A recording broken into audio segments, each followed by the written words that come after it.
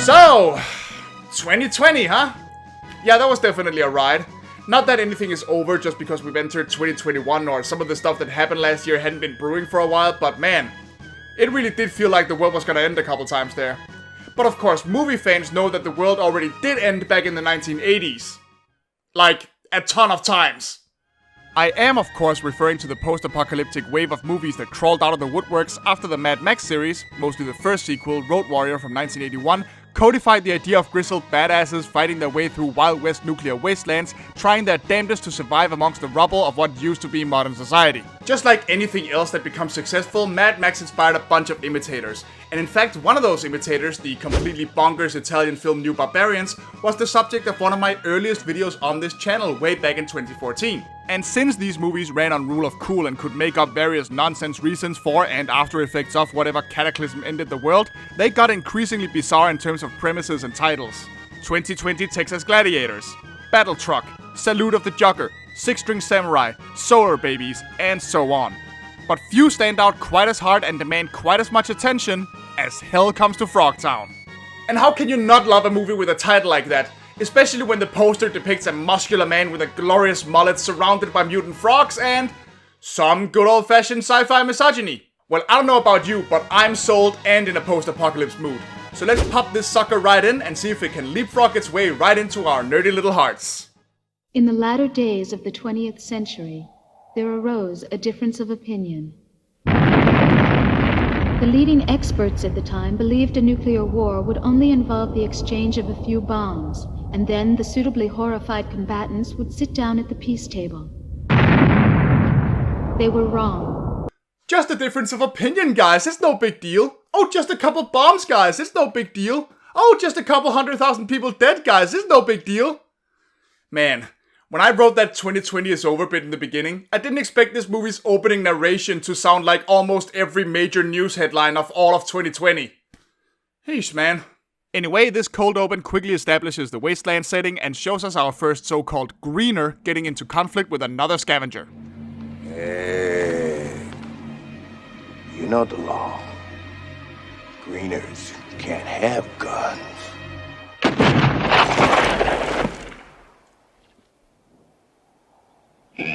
Holy fuck! Now that is a one-liner for the history books, huh? Yeah, on the official list of movie badassery, the order goes, your move creep, do you feel lucky punk, and rip it. Just brilliant. The real story then begins with a man named Sam Hill being tortured by someone for apparently sleeping with his daughter. It doesn't go too far, however, before two women from a government branch called MedTech appear and take Sam into custody. As it turns out, the bombs reduced the male population by 68%, a real missed opportunity there, and left the majority of people sterile, forcing the creation of the branch MedTech that works to track down fertile people and repopulate the planet. Sam here is apparently carrying a loaded weapon, as they call it, and so they effectively want to offer him a clean record in exchange for certain, services. After all, it's government equipment now. I feel like there's a joke about the government finally having some balls in here somewhere. Oh, and if you're worried about his hygiene because of that codpiece he's wearing, well, we're told that it has a flap. And somehow that just raises even more questions. But they don't just want Sam to be a breeder. Not for starters, anyway. Apparently the aforementioned greeners attacked a human settlement and abducted a number of fertile women, using weapons they shouldn't have had access to.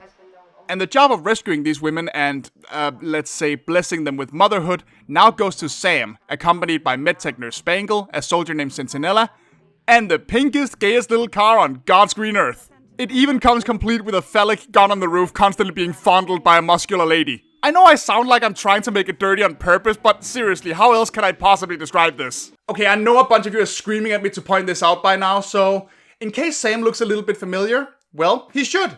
Because he's played by heavyweight wrestler Roddy Piper. Now, I'm not gonna sit here and make an ass of myself pretending I know a goddamn thing about wrestling. So let's just say that movie lovers know Roddy Piper better as the man who delivered one of the best movie lines in all of recorded human history. I have come here to chew bubblegum and kick ass. And I'm all out of bubblegum. Yeah, that one. So you see why there might be high expectations when it comes to action in this movie, but, yeah, you might want to be patient. After a while on the road, Sam actually does try to make a run for it by excusing himself to go pee, only to then discover that the codpiece that MedTech put on him is rigged to explode if he gets too far away from Spangle. Puts a whole new spin on the term explosive breeder now, doesn't it? She can also activate a buzzer in it with her earring to cause him great pain if he disobeys, firmly cementing this movie as basically being feature-length softcore cock and ball torture porn. I'm sure that fact will make some people out there very happy. And holy shit, apparently everyone wants to go at Roddy's rod. Spangle awkwardly attempts to arouse him in the most ridiculous military lingerie I've ever seen, all in the name of making sure he keeps performing, and Sentinella tries to sneak in a shag too before Spangle stops her. And that's before we even meet the Frogtown runaway they find who points them in the right direction. Well, once Sam has pointed his loaded weapon in her direction, that is. What? The man's on duty. Now, to be serious for a moment, there is actually a scene where they drug this girl and sick Sam on her that night before sending her on her way to return to MedTech the next day. I get that the movie is trying to make a joke out of its whole repopulate the Earth premise. The woman is shown to be okay with it afterwards, and Sam is pretty reluctant to do it in the first place, but yeah, that part is not cool, no question about it. Well, we finally arrive at Frogtown. The plan is to disguise Spangle as a captured slave and have Sam take her to the Frogtown leader under the pretense of wanting to sell. Also, she can infiltrate the harem, while Sentinella waits outside in case of an emergency. This gives us our first look at Frogtown in what I can best describe as a very low-budget Mos Eisley, which hands out some questionable reading material to its guests. Yeah, that's really funny. I bet there's still a scriptwriter out there somewhere slapping his thighs over how clever that joke is. The music isn't quite as rockin' as Mos Eisley either, but at least they have a sexy dance. Oh god! What the frog is that? Oh, the other frogs in the movie look pretty good considering the film's budget and all, but good lord! They just had to give the female dancer a more human face and slather it in lipstick. I mean, Jesus Christ! She looks like one of the Mario movie Goombas rated mommy's makeup kit. Okay, no, I can't look at that anymore. Can we please look at something relatively normal for a couple seconds? Howdy, I'm Lonnie O'Toole. They call me Looney Tunes because I'm so crazy. They call me Looney Tunes because I'm so... That's something you say to a 4-year-old to make them giggle, not how you introduce yourself to a grown-ass woman. A grown-ass woman, by the way, who, for all intents and purposes, you think is a slave. And why is there a human in here? Okay, to be fair, they actually do explain that. Lonnie here is an old friend of Sam's, and apparently he makes a living digging up uranium for the frogs. Fair enough. Also, that dancer, named Arabella, is a MedTech double agent, so prepare to see her some more. If you can stomach the thought. Anyway, as Sam tries to sell Spangle to a frog named Leroy, the party is interrupted by another frog named Bull. Oh, Bullfrog, haha. Who works directly under the fearsome... Commander Toady. I wish I was making that up. I mean, yeah, they do spell it Toady, but they pronounce it Toady, and I think we all know why. I mean, Christ, who named these characters? Big the Cat? Foggy! Well, Bull doesn't waste any time throwing his weight around. Within a minute, he's put an end to the private barter, claimed Spangle for himself, and shut down the whole bar. This, of course, presents a bit of a problem considering Sam's ready to blow at any moment. Oh, and because he's wearing an explosive, distance-sensitive chastity device. That too. Arabella informs Sam that Spangle is likely being taken to the harem and agrees to help. After trying to have her own go at Roddy's pipe, of course. Because apparently every frog has a human fetish and wants that human dick.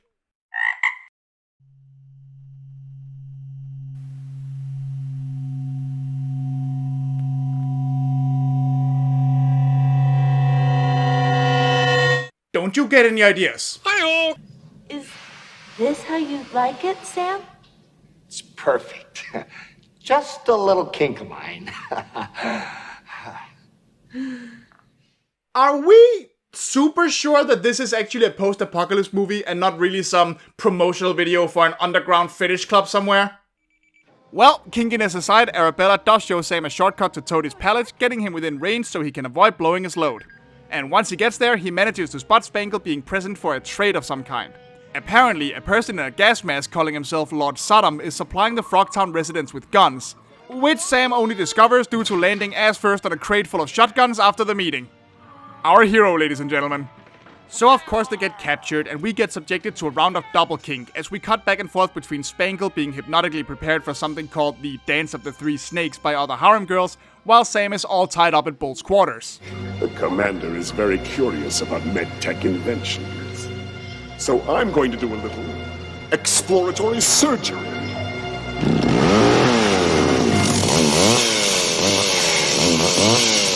It looks like even Bull has standards though, as when the harem girls keep accidentally activating the buzzer on the codpiece, Sam weirds him out by alternating between begging for mercy and screaming for Bull to cut the damn thing off already.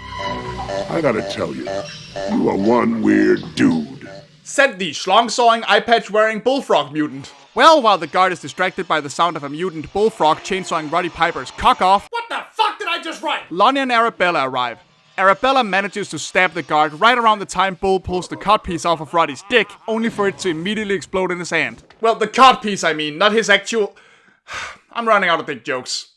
Unfortunately, that doesn't mean he's down for the count, and he manages to impale Arabella with a drill, you dirty bastards, after she frees Sam. Awkward sexual encounter aside, this obviously pisses our hero off enough to make him drill Bull's ass too. I mean, kill him with the drill, god damn it! Finally! Hell Comes to Frogtown finally shows Sam Hill fighting some actual frogs. And it only took, let's see...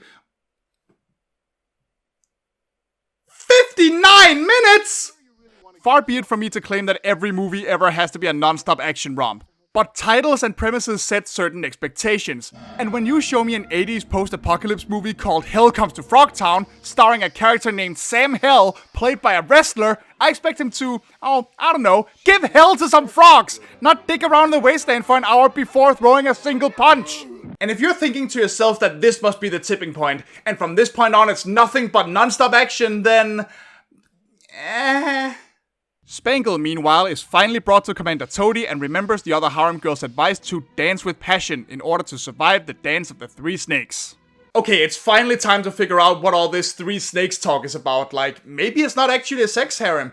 Maybe she has to, I don't know, appease a frog hydra or something. Now that would be awesome!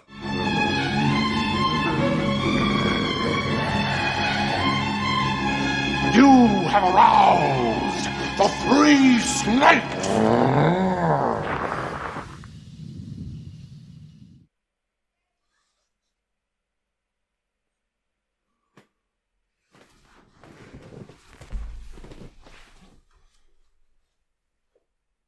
Why does the frog have 3 dicks? I am willing to buy the movie's premise that nuclear bombs somehow created a species of subjugated frogmen, but one of them randomly having 3 cocks is a step too far. I mean, I can't even imagine that having 3 dicks would be all that enjoyable, not to mention how unpractical it must be. Hey, you ready to go? We're gonna be late. Oh, yeah, dude, sure. I just gotta pee real quick.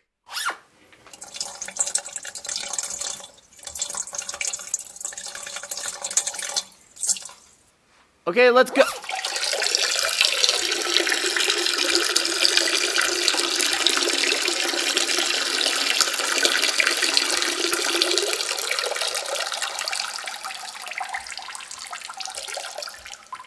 Okay, now you're done, so we can... Oh my god. Well, once Spangle has kicked Triple Dong Dumbass in the dicks a couple times, Sam finally decides to start blasting some frog gas. I mean shoot some frogs, god damn it! The whole gang begins their escape, having one sentinella with a flare who's ready to pick them up and haul ass out of there. But unfortunately for them, Toady and a few guards prepare to follow them in their own armored vehicle.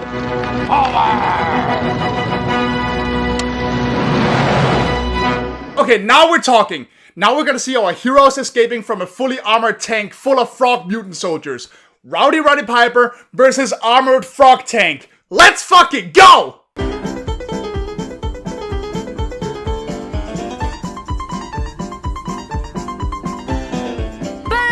You disappoint me in every way possible! Sadly, Lonnie is apparently more hurt than he let on and dies while they're all driving. And just when things can't get worse, they're shot at with rockets by none other than Lord Sodom, who reveals himself to be the pissed off dude who was beating Sam up at the beginning of the movie. Obviously. You see, this used to be a man's world, Sam. But now there are too many women that have us by the short hairs. But I'm going to change that. Oh, good. The villain is a Twitter-era neckbeard. Yeah, this is exactly what I wanted instead of frog mutant fighting. Yada yada, I give the frogs weapons, they give me uranium, I'll have the only nuke, I'll run the world, yada yada, fight scene.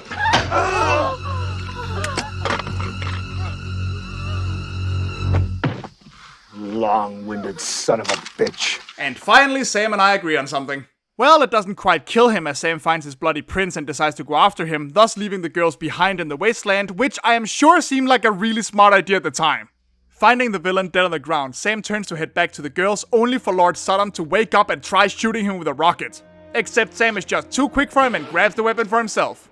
It's a good thing he did too, because when he gets back, he's faced with the Froggy Jeep, a burning car, and the girls nowhere to be seen. Enraged, he fires the rocket.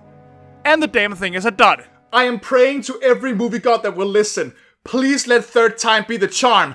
Give me a fight scene! And guess what? We actually do get a fight this time. That's right, we finally get a full-on brawl between Toady and Sam. I mean, it's not great, but it's certainly much closer to what I've been wanting for the whole movie. As the battle drags on, it culminates in Toady hanging off of a cliff, just barely holding onto Sam's leg, only for Sam to reach his sword and cut off Toady's hand, thus sending him to his death. Unless...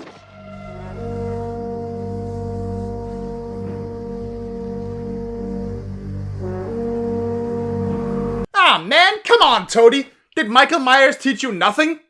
And since we gotta have a happy ending, it turns out all the girls are fine. They hid right after Sam left and weren't anywhere near the car when the frogs blew it up. Sam and Spangle hook up once Spangle realizes that he stuck around to help even after losing the codpiece, and so everyone rides off into the sunset, ready to bone their way to a new era of American prosperity. I guess what they say is true. What's that? A soldier's work is never done. And believe it or not, it really wasn't. Hell Comes to Frogtown actually did manage to get 2 sequels. Return to Frogtown in 1993 and... Toad Warrior in 1996. Both were released straight to VHS and starred Robert Starr of Maniac Cop fame and Scott Shaw of basically no fame respectively. I haven't actually seen these movies and maybe I will sometime, but let's just say I don't exactly have high hopes. Which is kind of odd because for all the fun I make of it, I don't actually think Hell Comes to Frogtown is all that bad of a movie. As much as it is one that completely wastes its premise. Now there's obviously debate to be had about the whole women scooping up fertile men for breeding plot and a couple morally questionable scenes here and there, and I am not the man to have that debate with in a meaningful way. I personally just see the skeevier moments as an awkward and unfortunate product of the time in what is supposed to be a silly parody premise to begin with. If you can do the same, the movie is just ridiculous, and I would argue it's deliberately so. But even all that aside, Hell Comes to Frogtown just manages to take a completely bonkers action premise and do absolutely nothing with it. It's not so much that the time spent before we get to Frogtown is boring exactly, but it really could use an action moment more here or there to spice some things up, as most of it is just Sam hanging around with Spangle and Centinella and occasionally reminding us that his dick might explode at some point. And once they actually get to Frogtown, where I would say the frog effects are actually pretty decent despite the budget, it still takes forever to give us some real action. I mean, come on, this is a movie about frog mutants, and yet there are like 2 shots where anyone leaps or does anything frog-like. Where are the whipping tongues? The high-leaping combat? Where's Roddy Piper mowing down frogs? I get that it's a budget production, but why even have the frog premise if you aren't gonna give your frog villains any actual frog abilities? It just seems like such a waste. So, in conclusion, Hell Comes to Frogtown is a bit of an odd duck amongst post-apocalypse movies. It's never quite badass enough to reach the ranks of the greats, but it's also never quite ludicrously awful enough to become so bad it's good. Instead, it kind of lingers in the middle as an alright enough movie that sort of needs to be more in one way or another, at least according to me. Now, don't get me wrong, there's plenty to enjoy in it, but at the end of the day, this intended frog mutant masterpiece croaked on arrival. So, with that, I think I'm gonna hop on out of here. Thank you all for sticking with me through 2020, and I hope to see you for many more videos here in 2021. See you there, everybody. Bye-bye. Holy fuck! Ow! Jesus Christ, that actually hurts. Hey everybody, and thanks for joining back with me in this new year. I hope you like frogs and dick jokes, cause that's the entirety of this movie. Leave a comment below about your own favorite post-apocalypse movies, and don't forget to click the like button while you do. Special thanks as always go to Warren Miller, Silvermoon Ravenwolf, Eli Cat, and all my other patrons, as well as to my friend NAVIDOODLEZ for lending their voice for a gag. Go check out their channel from the end card. If you want to support me too, you can find my Patreon and Ko-fi links in the description below, along with a link to my Discord server, which you are more than welcome to join. And if you're new to this channel, remember to subscribe for more wacky videos in the future. See you there, folks.